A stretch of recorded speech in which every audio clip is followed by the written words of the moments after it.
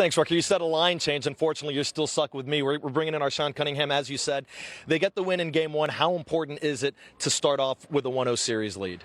I mean, it's big. It kind of sets a tone, especially for a team that hasn't had that type of experience against a team that, is feeling pressure. We talked about the defending champions coming in here. They're a dynasty. They're going to feel all the pressure in this series. There's a little bit of freedom for the Kings, as we talked about. But getting Game 1, rewarding this fan base for the way this place looked, you took care of business. You go out there, Game 2 is another. Look, all the Warriors have to do is come into this building and take one. So they did their job. That locker room, the players in that locker room just a few moments ago when we were in there, they're excited. They're accepting the moment. They're already moved on.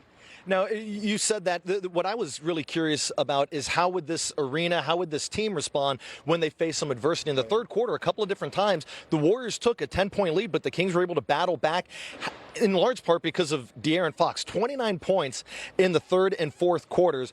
How big was he? He was fantastic. I mean, he looked at every bit of the De'Aaron Fox we've seen in the regular season. And if anyone had any question marks about what he looks like in the postseason, well, now you know. And it's exactly the All-Star that he was this season. So I think for the Kings, you're feeling so great. Not only that you got the win, but you got to win in a game where Domantas Sabonis really didn't factor much. And if you're the Warriors right now, you're game planning against Sabonis. You took him out, but they still took you down. So Kings have a lot to feel good about going into Game 2. Sabonis didn't do a whole lot, but he still had a double-double. But the guy that I was really surprised and was curious to see how he would play in his first playoff game, Keegan Murray, the rookie. Okay, yeah. He only had 2 points. He looked like he was struggling out there today. That's an understatement. I mean, that way he was a non-factor. So, yeah, there's something, look, try to get his confidence up in the practice. Fortunately, they got the win. So, if you're Keegan Murray and you're going home and if they had lost, he'd feel a lot worse. They get the win. He's got teammates and coaches around him putting their arm around him. It's like, hey, you're going to go into Game 2 and you're going to do what you do. So had they lost, I'd wonder about his temperament, wonder about his psyche at that point. But he wasn't the only one. Kevin Huerter, kind of disappearing act in this game as well, and they were able to overcome that in Game 1. See how that trickles over into Game 2. One thing that I think can play in Keegan Murray's factor is he's so even-keeled. You never see that guy get high or low. Maybe he'll sometimes crack a smile, but he seems like he's got the right temperament to weather a performance like this, and it's a whole lot easier to weather it when your team comes away with the win, 126-123, and now a 1-0 series lead in this best of 7. First one to 4. They got one down already. 3 to go.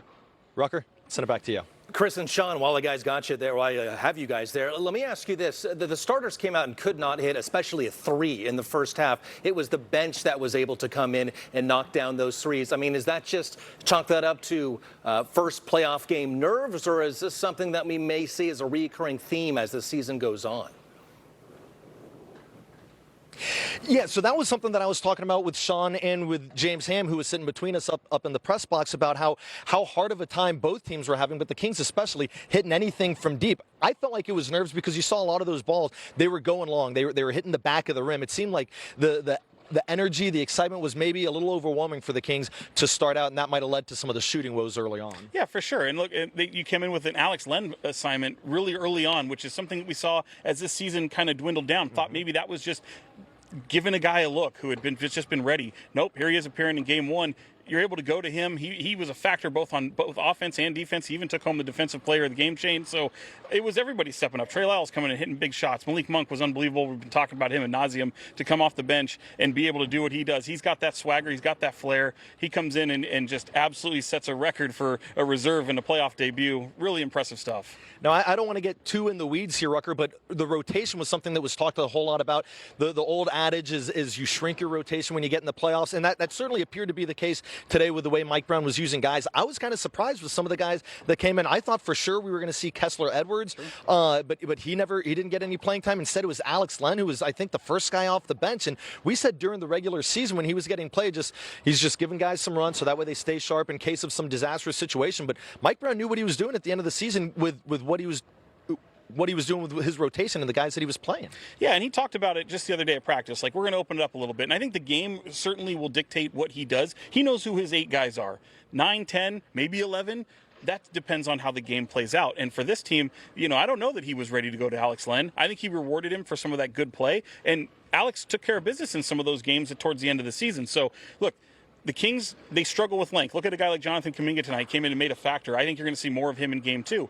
Now you got Alex Len. He could be now the X factor in the series. I never thought I didn't have that on my Monopoly board. Not on my big. I don't think anybody did. Nobody did. So it was completely unexpected. But a guy who had really played well against the Warriors, especially early on in this season, was Tremezi Metu. We didn't see him at all. Possibly in Game 2. Every game is its own DNA and its own storyline. It'll be interesting to see how Mike Brown factors that going forward. And one of the things that Mike Brown said to us when we talked to him on Friday, right before this game, was he doesn't want to chase rotations. He's not going to be playing a chess game, seeing, oh, the Warriors are putting this guy out there, so I got to put this guy. He's going to do what he wants to do.